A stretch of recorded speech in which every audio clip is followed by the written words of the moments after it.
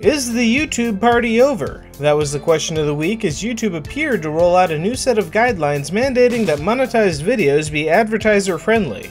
The content considered inappropriate for advertisers includes sexual humor, violence, profanity, and the promotion of drug use. More notably, though, is that controversial or sensitive subjects are considered unfriendly, effectively making YouTubers that report on real-world news or events unable to monetize their videos, a condition that struck a chord with YouTuber Philip DeFranco among many others that found their videos involving sensitive subjects demonetized.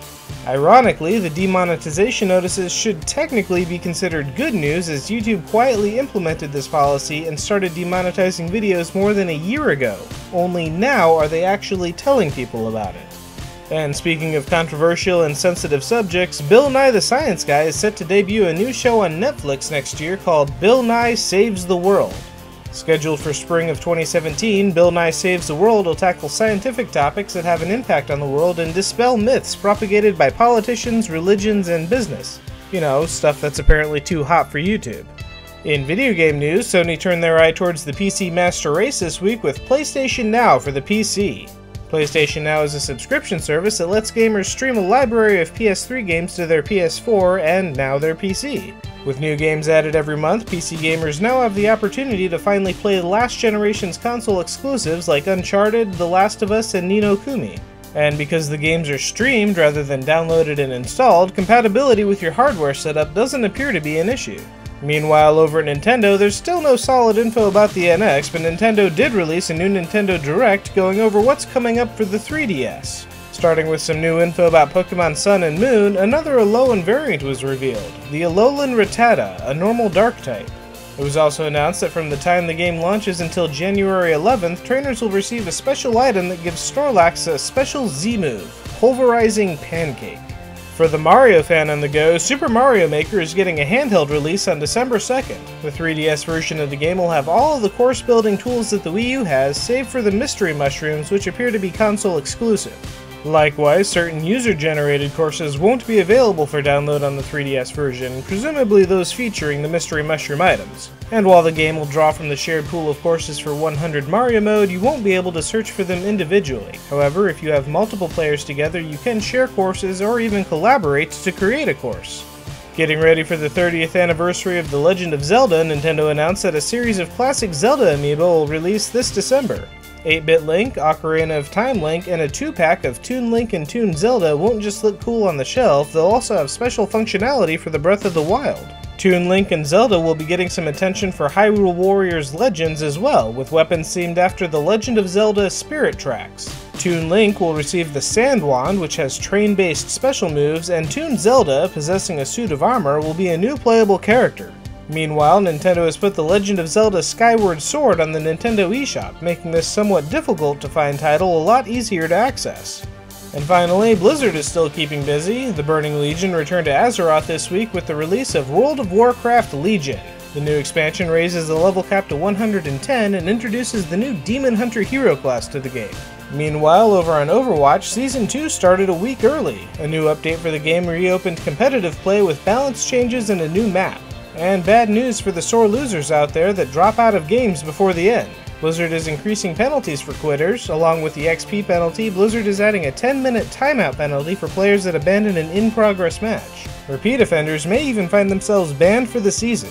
Maybe they can spend that time going out to the movies. Hitting theaters this week, we have The Disappointments Room. Hey look, it's a family looking for a new beginning by moving into a large, secluded house. Okay, not the most original premise in the world, but hey, why fix what isn't broken? Over in video games this week, we have Mother Russia Bleeds, an ultra-violent 2D side-scrolling beat-em-up where up to 4 players can pummel their way through Mother Russia in a drug-fueled frenzy. What's really crazy is that this is just one of 3 Russian-themed games coming out this week. Calm Down Stalin is a weird game where you have to control Joseph Stalin's arms, and the Cold War era is a strategy game based on, well, the Cold War. Mother Russia Bleeds is the only one that looks really good though. Sisyphus Reborn is an interesting looking game, though I'm not sure what it is you do in it. The description says it's about finding meaning in a meaningless world, which may just be a pretentious way of saying, we didn't really make a game here, so just float around and make your own fun. Intensive Exposure is definitely the weirdest game for this week. Here you play as a blocky man on a mission to expose himself to as many people as possible before getting tased in the junk by security. Police Tactics Imperio is the second game in recent memory to be about managing a police station. Rather than dealing with politics and corruption, this one seems to give you more direct control, deploying units around the city to combat crime. Finally, Dogos looks like a new take on the over-the-top shooter. Rather than being stuck on a linear path, this game features an open world where you can approach enemies and objectives from any angle. That brings us to this week's CGBros video, The Graveyard Shift by Laura Erikin, the harrowing tale of a waitress dealing with the horror of working the night shift at a 24-hour coffee shop.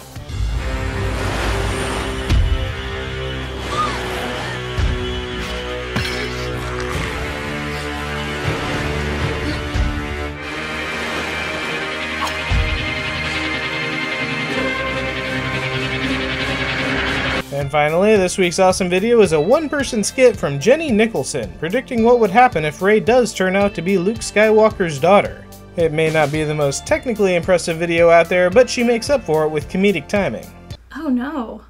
I kind of hate you now. What?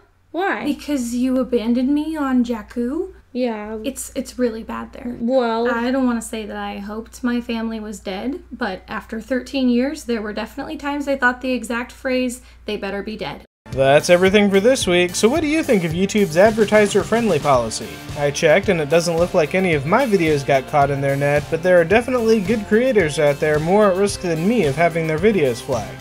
Give me your take in the comments below. Be sure to like and subscribe, pass this video around to your friends, and have a great Labor Day!